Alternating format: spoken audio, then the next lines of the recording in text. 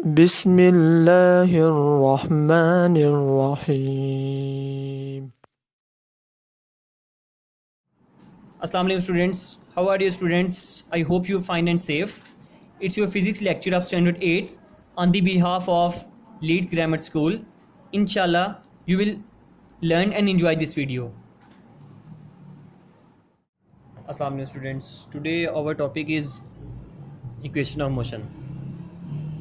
First of all students, equation of motions से पहले मैं आपको एक बात बताता चलूँ कि हम ये सारी चीज़ें खुद से कंसिडर करेंगे, लेकिन उससे पहले हम ये अज्यूम कर लेते हैं कि कोई भी बॉडी जो मोशन कर रही है वो स्ट्रेट लाइन में कर रही है।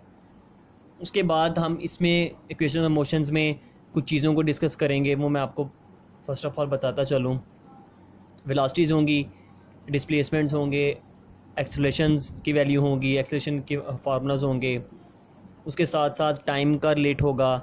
लेकिन यहाँ पे मेन हम दो चीज़ों का ग्राफ डिस्कस करेंगे, एक को हम कहेंगे स्पीड और दूसरे का नाम क्या होगा, टाइम। तो यानी ये क्या बन जाता है, स्पीड टाइम ग्राफ। अब स्पीड टाइम ग्राफ में स्टूडेंट अगर हम देखें तो सबसे पहले हम कंसीडर क्या कर रहे हैं, हम फर्स्ट क्या कर रहे हैं, consider a body is moving with initial velocity. एक बॉडी स्टूडेंट्स वो स्टार्ट हुई है चलना कहाँ से, इनिशियल वेलोसिटी से, जिसको हम रिप्रेजेंट कर रहे हैं वी आई से, इन अ स्ट्रेट लाइन, बिल्कुल स्ट्रेट लाइन में, विद यूनिफॉर्म एक्सेलरेशन। उसने एक एक्सेलरेशन की वैल्यू को यहाँ पे शो किया हुआ है कि वो किससे मूव कर रही है, एक्सेलरेशन से, जिसको हम ए से प्रेजेंट करते हैं। उसके बाद अगर हम देखें स्टूडेंट्स तो हम ये कह सकते हैं कि यहाँ पे जो वैल्यू ए की होगी वो हम अज्यूम कर रहे हैं कि वो किस हालत में है, स्ट्रेट लाइन में है। लेकिन its velocity becomes V F.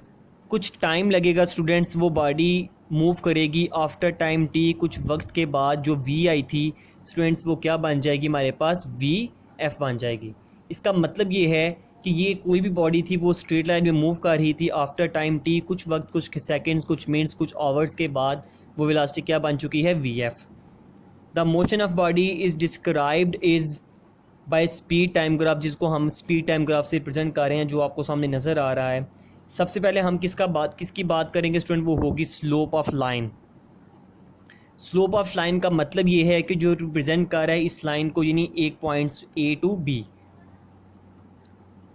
इनको डिस्कस करने से पहले मैं आपको कुछ ग्राफ के बारे में बताता चलूँ स्टूडेंट्स, ग्राफ हमने बनाया क्यों और इसमें मेन चीज़ें होती क्या हैं। फर्स्ट ऑफ ऑल हम देखते हैं, हम कहते हैं स्टूडेंट्स के वी आई वेलोसिटी थी वो मूव करी from O to A to C and C to D, यानी कि ये बॉडी इस तरह से मूव करती जा रही थी।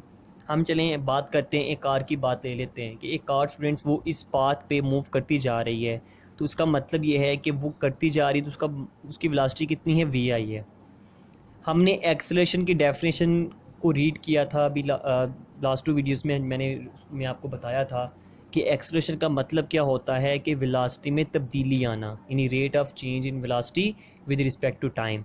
तो अभी तो स्टूडेंट हम सिर्फ यहाँ पे मूव कर रहे हैं, एक ही जगह पे करते जा रहे हैं, तो मीन वेलोसिटी में कोई चेंज नहीं आएगा। लेकिन जैसे ही स्टूडेंट्स हम इस पाथ से हम अब नेक्स्ट वाले पाथ में भी मूव करना शुरू हो गए हैं, तो इसका मतलब है कि अब वो वी आई नहीं होगी, वो क्या हो जाएगी, वी एफ हो जाएगी। इसका मीन ये है कि मीन एक्सेलरेशन वेलोसिटी ने अपने आप को चेंज किया from v i to we f, तो क्या चीज़ बन जाएगी स्टूडेंट, एक्सेलरेशन। और इसको हम डिस्कस करेंगे उसकी डेफिनेशन से। मीन ए जो रिप्रेजेंट कर रहा है वो किसको कर रहा है, चेंज इन वेलोसिटी को। चेंज इन वेलोसिटी को हम यहाँ पे क्या करेंगे, गेन इन स्पीड, जो रिप्रेजेंट करेगा बी टू सी पॉइंट पे। उसके बाद अभी हम जब इस वाले पाथ पे मूव कर रहे थे तो तब इस वाले पाथ पे आंसर क्या है, ए टू सी, यानी हम अभी इस पाथ पे जब वेलोसिटी मूव कर रही थी तो वी एफ बन चुकी है, तो वो ए टू सी होगा, तो हमने यहाँ पे नोट कर लिया। ये थी एक्सेलरेशन की डेफिनेशन, जो हमने अभी जो लास्ट लेक्चर्स पे उसमें हमने डिस्कस किया था कि एक्सेलरेशन की डेफिनेशन होती है v f minus v i over t होती है।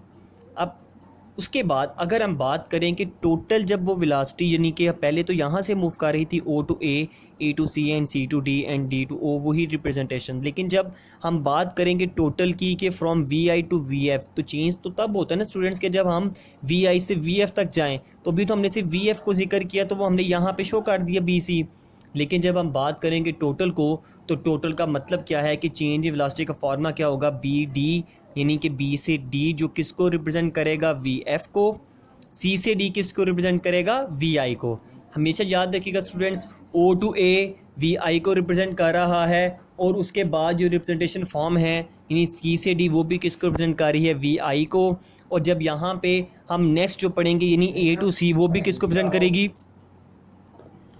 उसमें जो हम पढ़ेंगे स्टूडेंट तो वो होगा बी से डी माइनस सी डी, यानी कि जो रिप्रेजेंट करेगा इन दोनों वैल्यूज़ को फ्रॉम ओ टू डी।